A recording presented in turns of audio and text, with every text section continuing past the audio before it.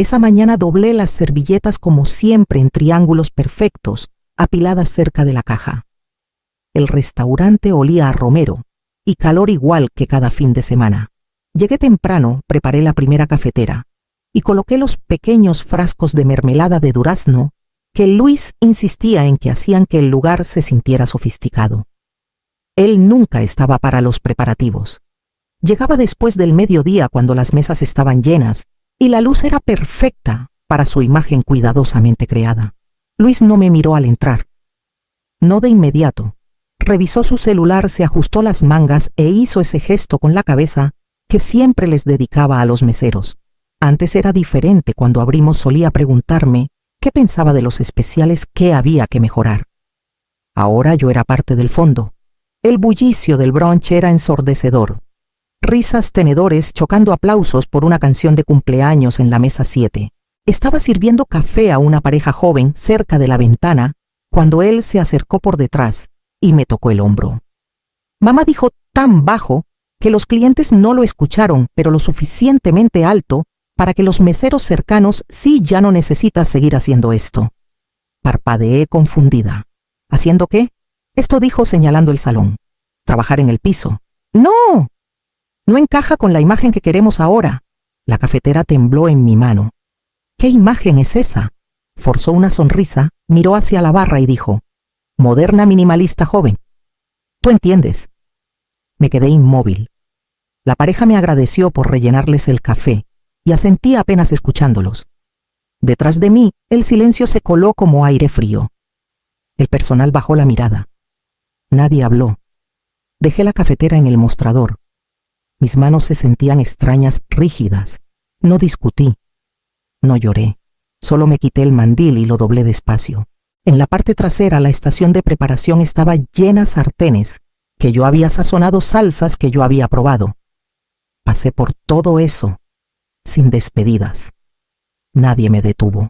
Afuera el sol de primavera me golpeó la cara como un reflector que no pedí. Caminé sola hacia mi auto, el asiento aún tibio de cuando llegué temprano para ganarle al ajetreo. Para cuando cerré la puerta, mis manos casi habían dejado de temblar. Conduje a casa con las ventanas abiertas, el viento secando algo detrás de mis ojos. La puerta principal chirrió como siempre, aunque hacía años que dejé de notarlo. Esa tarde el sonido retumbó. Entré y no me molesté en cerrar con llave. Ya nadie llegaba sin avisar. Colgué mi bolsa en el gancho y me quité los zapatos cuidando de no rayar el piso. Viejas costumbres. La casa olía ligeramente a harina y café rancio. Caminé a la cocina, abrí el refrigerador y miré su luz vacía. Un cartón de huevos, medio palo de mantequilla, un frasco abierto de mostaza. No era suficiente para una comida decente, pero sí para fingir que no tenía hambre. Las sillas seguían en su lugar desde el desayuno de ayer. Me senté en la mía, la que está cerca de la ventana, y crucé las manos sobre la mesa como si esperara a alguien. Nadie llegó. Nadie iba a llegar. Miré la estufa limpia sin usar. Durante años cociné para otros, pero nunca pensé en dejar algo para mí. Luis diría que así me gustaba. Tal vez le creí demasiado tiempo. Tomé el cuaderno donde solía escribir listas de compras. Empecé a anotar huevos, arroz, café, pero me detuve. No sabía cuándo iría al mercado. Ni siquiera sabía cómo lo pagaría. Nunca cobré un sueldo en ese restaurante. Nunca lo pedí. Cada hora que trabajé, me dije, era amor. Una madre construyendo algo para su hijo. Pensé que de alguna manera regresaría a mí. Mis dedos frotaron el borde de la página hasta que se rasgó. La arrugué y la tiré al otro lado de la mesa. Rodó y cayó cerca del bote de basura vacío. La dejé ahí. Preparé té con las últimas hojas, me senté de nuevo y envolví mis manos alrededor de la taza. El silencio no se sentía tranquilo. Se sentía como olvido. Pensé en llamar a Sofía. Pensé en Carmen, la vecina. Luego recordé lo que Luis dijo, que ya no encajaba. Decidí que no le pediría nada a nadie. No esa noche. En cambio, alcancé el viejo cuaderno verde guardado al fondo del armario, el que tenía la letra desvaída de mi mamá. El cuaderno verde crujió al abrirlo. Las páginas se pegaban en las esquinas donde las manchas de mantequilla habían borrado la tinta. La letra de mi mamá se deslizaba por el papel, como si aún estuviera viva, bucles familiares y subrayados siempre a lápiz como si nada fuera definitivo. Pasé las recetas de tamales y dulce navideño hasta que la encontré pan de elote suave y dulce. Mamá lo hacía los domingos por la tarde, cuando el aire era pesado, y el único alivio venía del ventilador de la cocina y algo tibio en el plato. No lo había preparado en años, ni siquiera sabía si tenía lo suficiente para intentarlo. Abrí la despensa. Había apenas harina, una bolsa de harina de maíz a medio usar, unos huevos. Encontré una lata de leche condensada, abollada pero cerrada, escondida al fondo. Tendría que bastar. El tazón para mezclar pesaba en mis manos. Me dolían los hombros, pero seguí. Mezclé con cuidado, como mamá decía, con paciencia, no con fuerza. Cuando vertí la masa en el molde y lo metí al horno, el aire empezó a cambiar. El silencio se llenó de algo más cálido que un recuerdo. Cuando la corteza se doró, el aroma ya había llegado al pasillo. Corté el primer pedazo aún demasiado caliente. No lo comí. Lo envolví en papel encerado, lo até con un listón que encontré en el cajón y salí. La puerta mosquitera de Carmen chirrió cuando toqué. Me miró luego al paquete en mi mano. «Todavía está tibio», dije. «Pan de elote». La receta de mi mamá. Sonrió. «Espérate». Un momento después su nieta asomó detrás de ella. Le di el pedazo. Mordió antes de que Carmen pudiera detenerla, las migajas cayendo por su barbilla. «¿Qué se dice?», preguntó Carmen. Los ojos de la niña brillaron. «Sabe, como cuando estoy contenta». Carmen me dio 5 pesos. «Trae más mañana». Regresé a casa con harina en la manga y algo más firme en el pecho. La casa no se sentía tan vacía al abrir la puerta. Aparté el resto del pastel y comencé a planear cómo estirar la última harina de maíz para otro lote.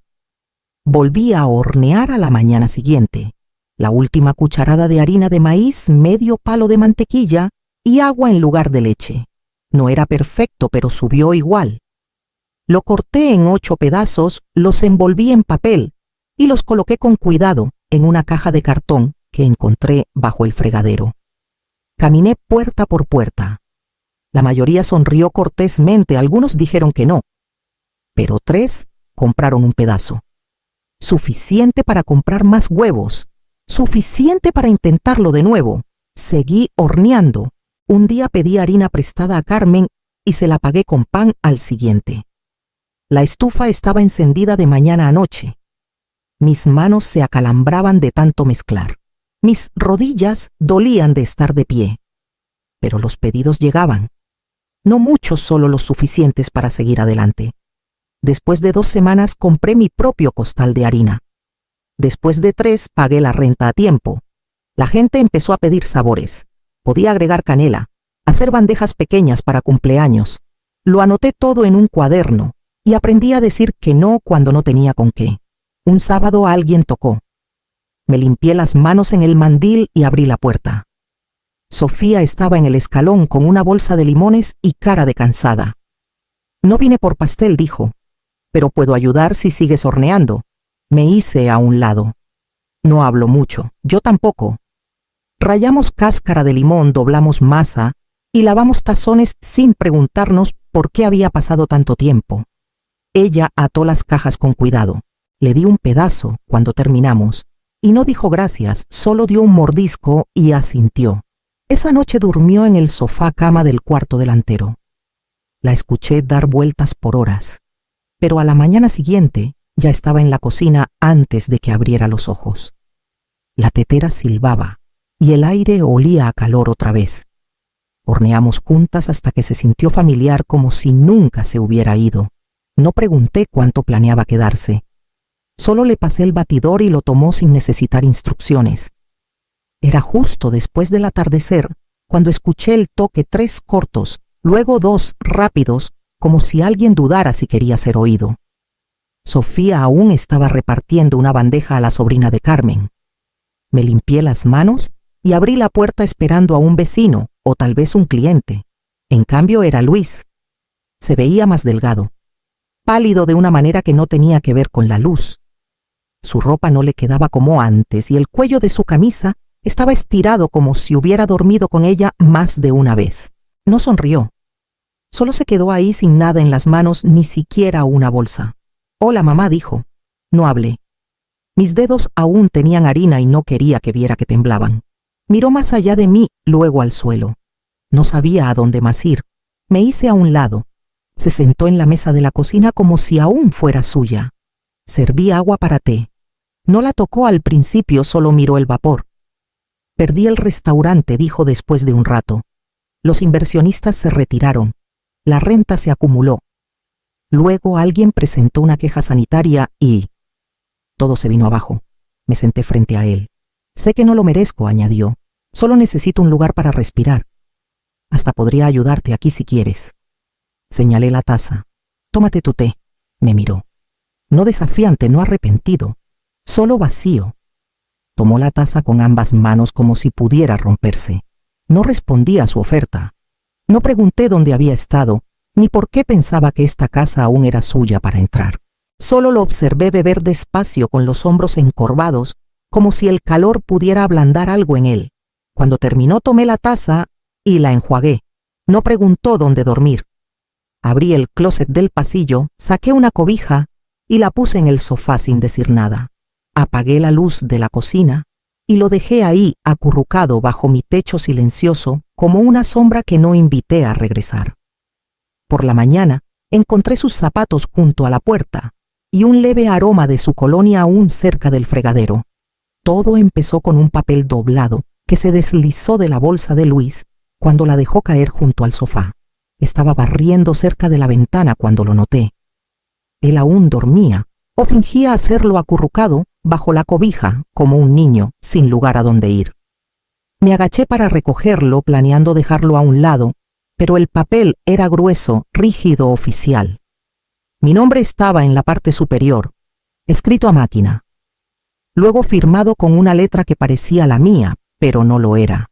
No leí el resto. No necesitaba hacerlo. Mi estómago me dijo qué era, antes de que mis ojos terminaran de leer una solicitud de préstamo, algo grande. Algo a lo que nunca di mi consentimiento. Lo doblé tal como estaba y lo metí en el lado de su bolsa, de donde salió. Luego me quedé quieta en el centro de la sala, con la escoba en la mano, sintiendo el frío de una casa que lo había acogido sin preguntar por qué. Esa noche ofreció ayudar a preparar masa. Dijo que recordaba las medidas. Asentí y le di tareas, observando cómo movía las manos, no como alguien que regresa a algo conocido, sino como alguien que interpreta un papel. Medía con confianza, pero demasiado rápido. Limpiaba antes de que se lo pidiera, pero solo cuando lo miraba. Empecé a anotar cosas. En la parte trasera de mi cuaderno de recetas hice una columna fechas, pequeñas notas. A qué hora salía de la casa, con quién hablaba en el porche, qué preguntaba. Una vez miró por encima de mi hombro mientras mezclaba y dijo: «Qué curioso cómo la gente confía en una etiqueta sin verificar quién está detrás». Sonreí, pero solo con la boca. Sofía lo notó. No dijo nada al principio, pero se mantenía más cerca cuando él estaba. Guardaba sus llaves en el mandil. Hablábamos menos cuando él entraba a la habitación, y ese silencio entre nosotras decía más que las palabras. Una noche después de que él salió y dejó su celular en la mesa, un mensaje iluminó la pantalla. Un nombre que no conocía. El texto decía: «¿Alguna novedad? Ella sigue cayendo». Apagué la pantalla y volví a amasar, presionando más fuerte de lo que la receta pedía. Era justo después del almuerzo cuando escuché el toque. 2 golpes cortos sin dudar. Me limpié las manos y abrí la puerta esperando a un vecino, o tal vez un cliente, que se había equivocado de día. En cambio, un hombre con camisa abotonada estaba ahí con un portapapeles y una expresión educada practicada. «Señora Mariana Solís», asentí. «Vengo de parte de Fideicomiso Jalisco. Hemos tenido problemas para contactarla respecto a su préstamo personal. Está en mora. Quería entregarle una copia del saldo pendiente y las opciones de plan de pagos». Miré el portapapeles. Mi boca se secó. Me mostró un formulario con mi nombre en la parte superior y un número que no podía siquiera comprender. Nunca firmé nada, dije. Hizo una pausa comprensivo pero distante. Tiene su nombre, su firma. Tomé los papeles con manos temblorosas. Me agradeció y caminó de regreso a su auto. No cerré la puerta hasta que se alejó. Adentro extendí los documentos sobre la mesa y leí cada palabra. Mi nombre, mi dirección, mi firma falsificada, el mismo rizo en la M que dejé de usar hace 5 años. Luis la había copiado perfectamente. O tal vez solo la había calcado. Las páginas se volvieron borrosas. Mis ojos no paraban de lagrimear. No por llanto, sino por algo más profundo, como si mi cuerpo rechazara la verdad antes de que mi mente la aceptara. Esa noche no pude dormir. Me senté en la cocina oscura, los papeles del banco extendidos frente a mí como una traición escrita en tinta negra. Sofía se había acostado temprano. Luis estaba fuera, dijo que necesitaba despejar la mente. Esperé a que la puerta chirriara. Cuando regresó me quedé callada, parada justo más allá del arco. No me vio mientras caminaba por la sala con el celular en la oreja. Solo necesito un poco más de tiempo para convencerla, susurró. Está cerca, lo siento. Contuve la respiración. No lo sabe. No, realmente. Rió suavemente como si hubiera ganado algo. Retrocedí a las sombras antes de que se girara. A la mañana siguiente preparé su café justo como le gustaba, pero lo puse en la mesa con una mano que no temblaba. Luego me senté en el otro extremo de la mesa y escribí todo lo que recordaba, cada palabra, cada número, cada mirada. El sobre llegó por correo certificado. Su nombre estaba arriba, el mío debajo, y las palabras disputa de propiedad intelectual estampadas en negro. Lo leí una vez, luego otra. Luego lo puse plano sobre la mesa de la cocina y volví a doblar masa. Dijo que yo había tomado lo que era suyo. Las recetas, el nombre, la idea. No le respondí. No entonces ni cuando me acorraló en el pasillo esa noche, preguntando cómo podía hacerle esto. Solo lo miré firme y en silencio hasta que se alejó. Sofía pidió tiempo libre en su trabajo. Reunió fotos viejas, yo con mandiles, antes de que su restaurante siquiera existiera. Notas del cuaderno de recetas de mi mamá. Mensajes de vecinos que recordaban el primer pedazo. Carmen escribió una carta a mano. Hasta la niña que probó el pastel primero ofreció hablar. En la corte usé el único vestido negro que tenía y hablé con calma. Les conté de los años que trabajé sin sueldo, los ingredientes comprados con mi dinero, el cuaderno original con la letra de mi mamá. Les mostré los documentos que guardé, el aviso del préstamo, la firma falsificada. Luis desvió la mirada cuando lo pasaron por la mesa. Llamó a todo un malentendido. Dijo que era una confusión familiar, pero ni el juez parecía creerle. Su abogado dejó de objetar a la mitad. Cuando terminó, fallaron a mi favor. Las recetas eran mías, el nombre era mío, la deuda no. Fuera del juzgado, Luis no habló. Sofía se paró entre nosotros con los brazos cruzados. Lo miré por última vez y vi en qué se había convertido pequeño, no por falta, sino por elecciones. No regresamos juntos a casa. No preguntó dónde estaría. Y no se lo ofrecí. En cambio, me volví hacia Sofía y le pregunté si quería parar por harina. Vino 2 días después de la audiencia, sin avisar. Solo el mismo toque más suave esta vez. Abrí la puerta y no me hice a un lado. Me voy, dijo. Pensé que debía saberlo. Su rostro era diferente, menos pulido, más cansado. No traía nada. Ni bolsa ni sobre, solo sus palabras. Desistí de la apelación, añadió. No le vi sentido. Asentí una vez. Esperó como si quisiera más, pero no dije nada. El silencio entre nosotros llenó cada rincón de la sala. Lo siento, dijo entonces. Por lo que vale. No sonaba ensayado, pero tampoco pesado. Solo algo que debía decir. Una línea antes de salir. Sé que arruiné todo, continuó, pero gracias por todo. Miró alrededor de la cocina, la misma que solía decir que era demasiado pequeña.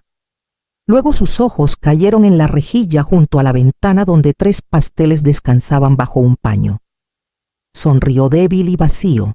Me hice a un lado, no como invitación, sino para darle espacio para irse.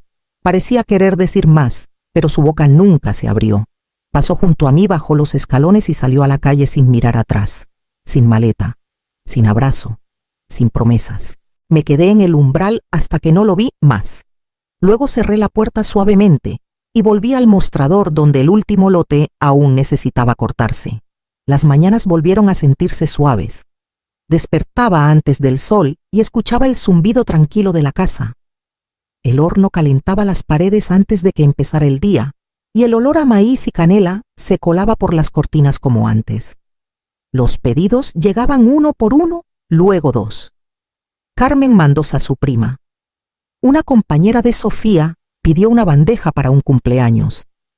La voz se corrió de la manera que me gustaba, constante, honesta, real. Una noche después de que Sofía se fue a dormir, saqué el sobre del fondo del cajón, los papeles del préstamo, la firma falsificada, todo intacto como si esperara una palabra final. Los llevé afuera, encendí un cerillo y acerqué la llama a la esquina. El papel se curvó lentamente, los bordes brillaron antes de desmoronarse en negro. Miré hasta que la última chispa se apagó, luego vertí las cenizas en una maceta y me limpié las manos. Cuando volví, Sofía estaba en la cocina riéndose de algo en la radio. Tenía harina en la mano y un tazón en la mano. No pregunté qué estaba preparando, solo me uní a ella. Horneamos hasta que las ventanas se empañaron y la risa se quedó sin aliento. Los pasteles se enfriaron bajo el paño otra vez. El cuaderno quedó abierto sobre la mesa con páginas manchadas por los años. Pero el nombre en la etiqueta, en cada caja, cada recibo, cada palabra que salía de esta casa, era el mío. Silencioso, constante, inquebrantable, como siempre lo había sido.